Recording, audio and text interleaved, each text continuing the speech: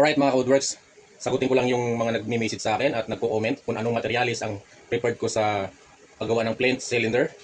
So ito yung gamit ko sa pang-cover, 1/8. Ang tanong nila, bakit wala silang mahanap sa lugar nila? Yun, hindi ko masasagot po yun. Dito sa amin kasi marami sa Rizal. So ito, 1/8 plywood. Ayan. Napakalambot, makunat.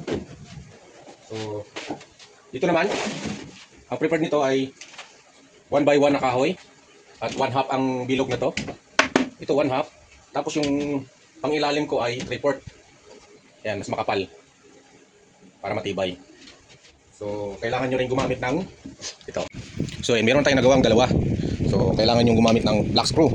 Ayan o, black screw na 1/4 at stick wheel para mas matibay, kapit na kapit po yan.